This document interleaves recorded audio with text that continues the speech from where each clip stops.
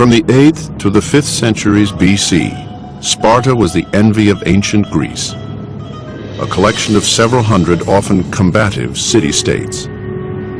Most Greeks admired the Spartans and feared them. They did not find it very comforting when a Spartan army, even a small one, arrived anywhere near their territory because of the reputation the Spartans had as soldiers. The mere sight of the Spartan war machine sent many foes running for the hills. When battles were fought, they routinely involved small numbers and lasted only a matter of days. However, early in the 5th century BC, all that changed with a massive invasion from the east. Persia, a vast empire hungry to expand, steamrolled into Greece with a colossal army some 200,000 strong. But the Greeks, led by Sparta, gamely rose to the challenge. In 480 BC, 300 Spartan soldiers made an immortal stand at Thermopylae, inspiring a nation and tipping the balance of war. Then, 1 year later, on the fields of Plataea, the Spartans crushed the Persian infantry in one of the bloodiest days in history. General Pausanias and the legendary Spartan warriors under his command were hailed as heroes. Still, as the few surviving Persian troops limped home, the Greeks could only wonder, when would they fight again? They hadn't destroyed Persian power. They hadn't destroyed the Persian Empire. They hadn't taken away the Persian money, the vast troops that they had. So any sensible Greek would have had to consider the possibility that there would be more trouble from the Persians. The Greeks, who rarely agreed on anything, had created a shaky alliance to take on the Persians, one they managed to preserve under the leadership of Pausanias. But in 477 BC, Pausanias was replaced by an Athenian. Sparta was happy to step down as head of the Greek alliance and return to its role as hegemon, or leader of the Peloponnesian League, a loosely aligned confederation of city-states in southern Greece. The Spartans seemed absolutely bound and determined to retreat from any kind of global role. They just basically seemed to see their only real future as Peloponnesian-based, as going back, running their league, and that's that. Then there were the Messenians. Sparta had conquered Messenia some 200 years earlier and created a class of agricultural serfs called helots. But the helots outnumbered the Spartans by as much as 10 to 1, and rebellion was a way of life. Meanwhile, Sparta and Athens remained on good terms, despite a checkered past. The number one politician in Athens was Cimon, who was friend of the Spartans beyond all belief. The Spartans trusted Cimon, therefore they didn't worry too much about the Athenians. Everything was going pretty well. Cimon had great respect for the Spartans and their unwavering commitment to discipline and obedience. But fellow Athenian aristocrats who ruled the city did not think Sparta could be counted on if the Persians attacked again. The perception emerged that Sparta was a great threat. Likewise, the Spartans from early on felt that Athens now threatened them, threatened their dependencies and their allies abroad.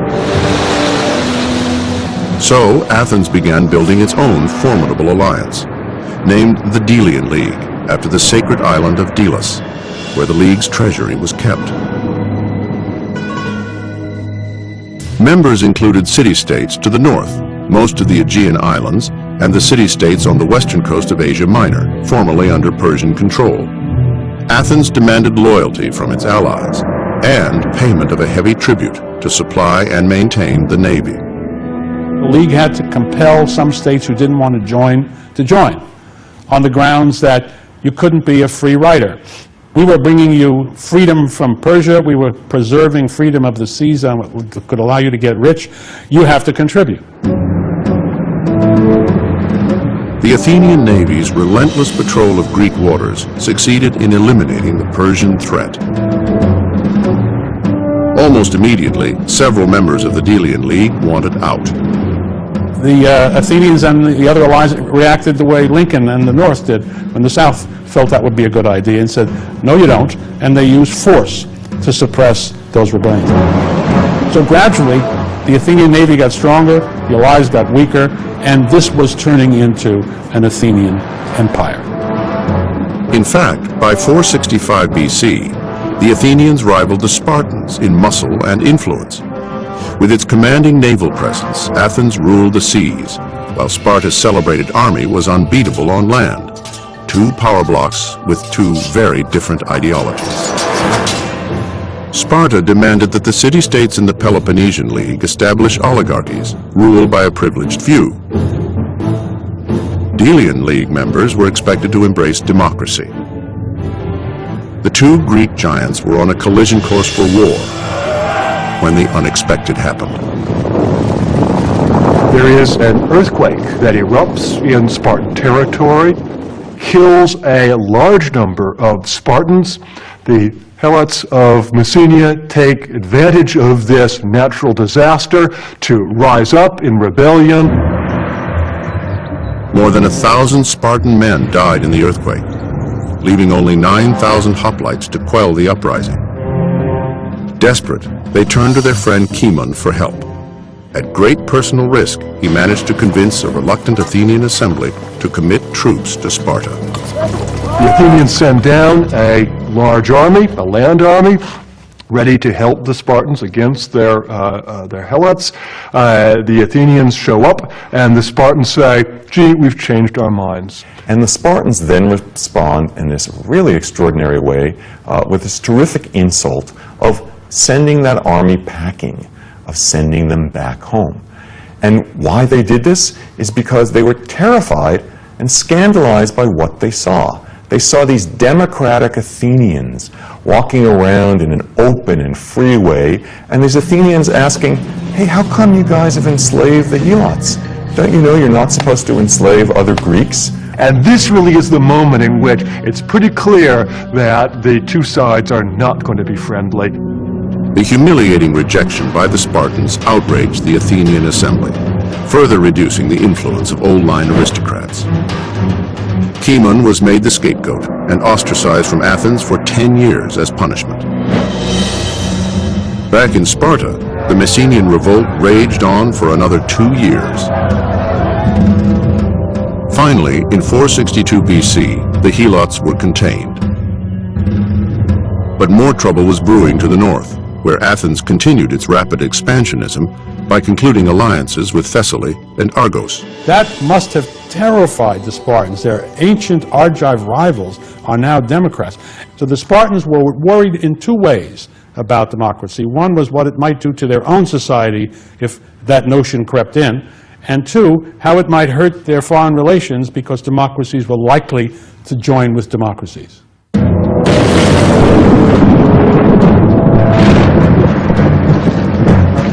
In 459 BC, Athens and Sparta finally came to blows. However, the so-called First Peloponnesian War quickly turned into nothing more than a series of raids and counter-raids on opposing allies. Sometimes it's a hot war, and there are actually military battles that are fought. Sometimes it's a cold war, and there's simply skirmishes on both sides. It's never fought totally. Meanwhile, leadership shifted from Cimon to a wealthy Athenian named Pericles. Pericles was born into politics, and he would be a dominant force in Athens for the next 30 years. One of Pericles' pivotal gambits was to take over the Delian League's treasury, which had been originally under the control of the allies. In the middle of the 5th century, the Athenians moved this treasury from Delos back to Athens. And that was the crucial moment, I think, that when we saw that the Athenians were really taking charge. Suddenly, flush with wealth, Pericles embarked on a public building program, the scale, cost, and magnificence of which had never before been seen.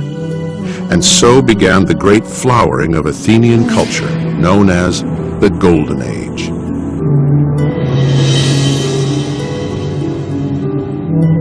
In a sweeping, spare-no-expense building program, Pericles first had the long walls from the city to the port of Piraeus completed, a move designed to withstand any future siege.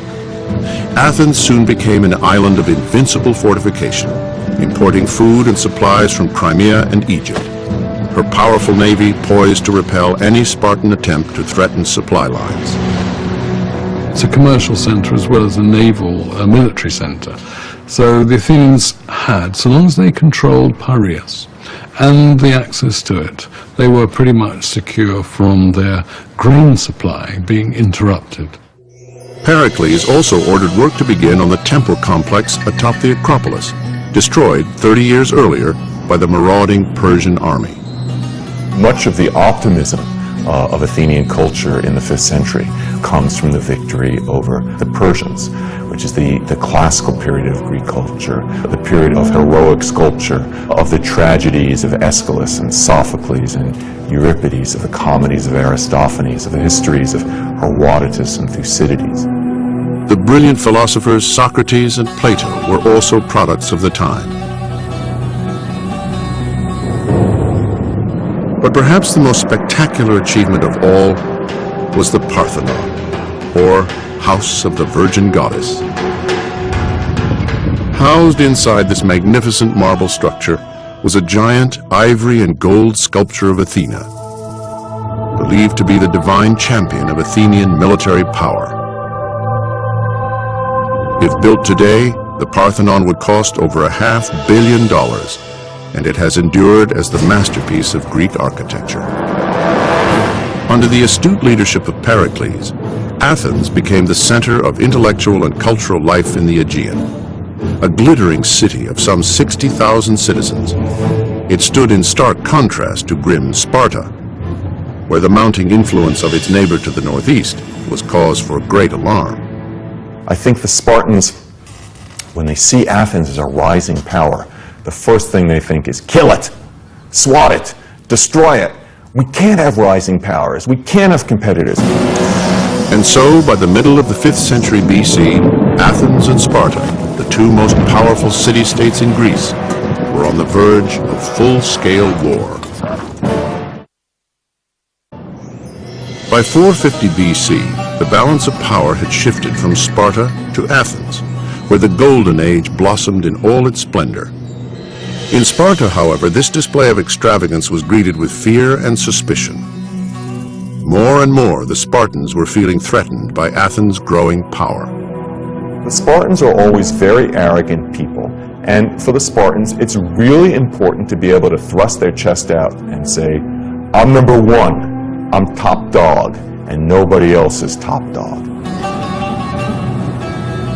To hammer home that point, the Spartan army invaded Attica in 446 BC, and shortly after, the Athenians offered a truce.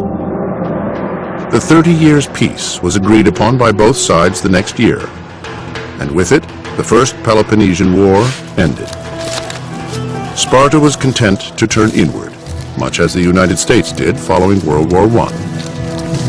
However, over the next 10 years, the Athenians continued to interfere with the members of the Peloponnesian League, practically baiting Sparta out of its isolationism. Athens went all over the place, up in Macedonia and Thrace and in the Aegean Islands, and crushed smaller cities and settlements that were friendly to Sparta. This was naturally perceived by the Spartans as the first but unmistakable steps of marching against Sparta itself. The Corinthians, really one of Sparta's most important allies, are absolutely convinced that Athens intends to break the Peloponnesian League to become the imperial hegemon of the entire Aegean. But the Spartans constantly pull back. They're not eager to take on these Athenians. It's not going to be an easy war. They're clear on that. The Athenians have a navy that they can't imagine confronting. Sparta simply doesn't have an effective navy to respond with. Building and manning a formidable navy took vast amounts of capital, and the Spartans had long rejected any form of money, believing it led to inequality at home and needless temptations from the outside. They don't even have coinage of their own. So if a fleet of 200 ships has 40,000 men apart from Marines, that is to say from hoplites who serve with the fleet, that's a lot of human beings to be fed. The Athenians have a system for raising that money in order to support the fleet. The Spartans have nothing of the sort. And so Sparta remained defiant, refusing to be dragged into war. But the Spartans were forced to listen when the members of the Peloponnesian League called an emergency meeting in 432 BC. Many cities denounced Athens to the allies assembled at Sparta. By doing nothing, they said, the Spartans were encouraging the Athenians to commit further acts of aggression. Therefore, discontent, distrust arose along with the sentiment that this could be settled only by war and not through peaceful negotiations. Sparta's stated aim in ending the 30 Years' peace was to liberate Greece by restoring autonomy to Greek states subject to Athens. The Spartan strategy was simple: march on Attica and engage the Athenians in a land battle. And so they mobilized probably the biggest single army that the Peloponnesian League has ever fielded. It may have been 50 to 60,000 men. And in late spring of 431, they marched northward through the isthmus up to the Megarian plain, and they go into the plain of Attica.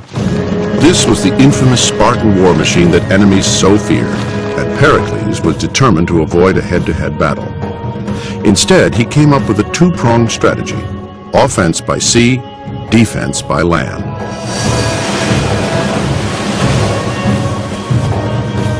At sea, the Athenian navy set sail with 100 warships called triremes.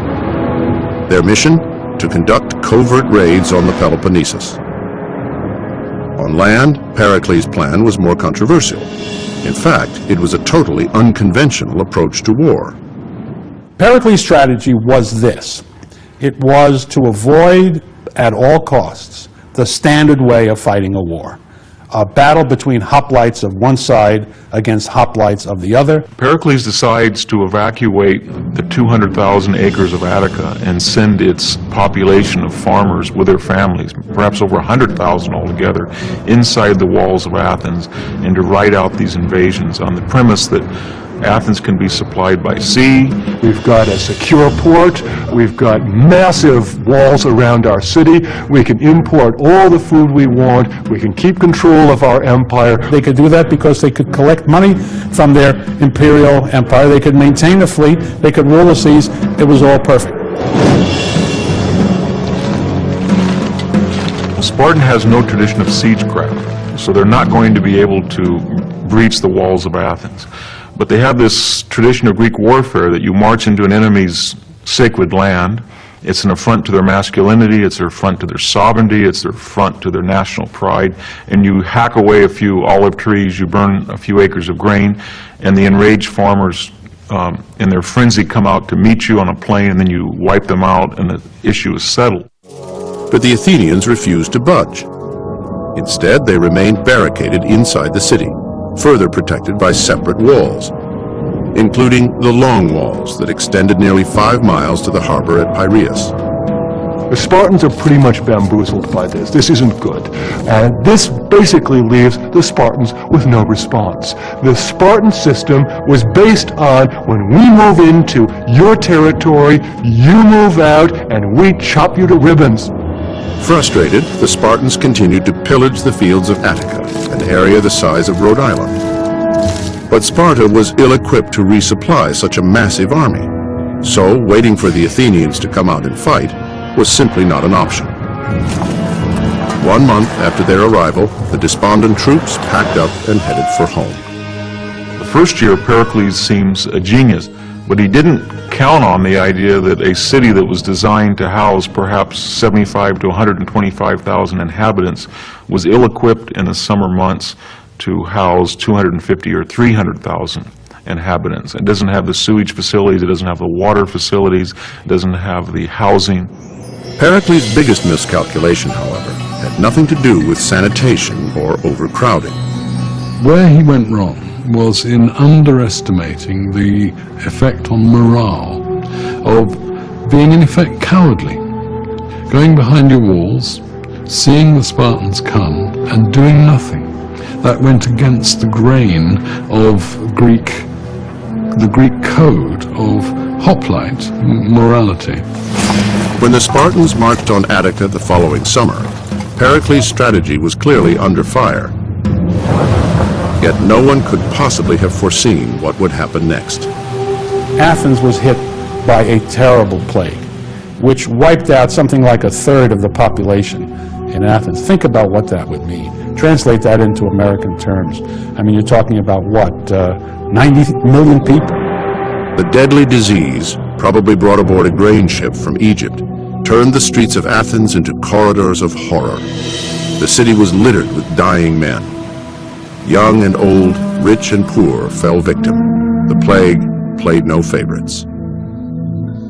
The effect of the plague was to cast Athens, and consequently its army and navy, into a state of disarray. And suddenly, the Athenian game plan doesn't look great.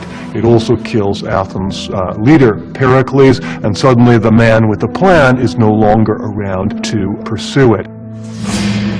The death of Pericles left Athens prey to hostile factions and reckless leaders. But what also died was even more profound: his extraordinary vision. And that caused extreme problems for the Athenians because there was no obvious succession to him. He hadn't planned one, and it was a democratic city. There was no government, and the individuals who each thought they ought to be the successor had rather different views, and they lacked the authority of Pericles. So Athens was in a difficult position. In addition to the devastating losses, the plague also inflicted enormous psychological damage on the Athenians. Their faith in the gods was rattled, their self-confidence severely shaken. And in the aftermath of this, they sue for peace. The Spartans think they're going to win, and they turn down the peace offer, and the war goes on. The Athenians all of a sudden have become wimps, is the way it would have looked to the Spartans. They won't come out and fight us. They've never done that before. And therefore, it's terrible for us to make peace, I think the Spartans must have said, but people don't even have the guts to come out and fight. They broke their back for the moment, but the Athenians are kind of like the Americans. They're tremendously resilient people. And so, Athens assembled 250 triremes, making it the largest naval deployment of the war. Following a revolt on the island of Lesbos, they made use of this force and blocked the harbors of Mytilene. The next year, 427 BC, Athenian general Nicias led Athens to victory at Minoa. The Spartans countered with a decisive win at Plataea. And so went the Peloponnesian War, from city to port to island, all over the Aegean. Strike and counterstrike, revolt and forced submission. And so both Athens and Sparta, in the first few years of the war, are really in pretty desperate straits. Neither of them really has a way to win this thing. Despite their resolve, the Athenians especially felt the chilling effects of war. Their population was devastated, their land ravaged, and their treasury nearly exhausted. Still, as the campaign season of 425 approached, Athens valiantly prepared for battle.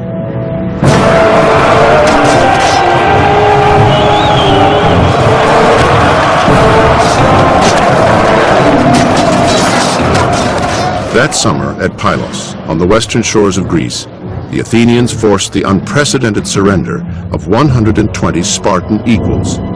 Shattered forever was the carefully cultivated myth that neither force nor famine could make the Spartans give up their arms. The Spartans were so upset at this loss of Spartan manpower, and also, by the way, nobody could believe that Spartans ever surrendered. It was inconceivable. It never happened before, so that they just wanted to wipe this whole thing out, but they also didn't want these men to be killed. It was these hostages that finally compelled the Spartans to make peace. But on what terms? After 6 grueling years of fighting, no useful result could be claimed by either side. Sparta was unable to liberate Greece from the grip of the Athenian Empire, while Athens had failed in its quest for absolute security, the very reason Pericles risked war in the first place. The expenditure of lives, suffering, and money, it seemed, was all in vain. Eventually, an uneasy peace would be brokered, then shattered, thanks to one of history's most colorful and unpredictable characters. The humiliating surrender of the Spartans at Pylos in 425 BC completely altered the course of the Peloponnesian War. Sparta, with 120 hoplites,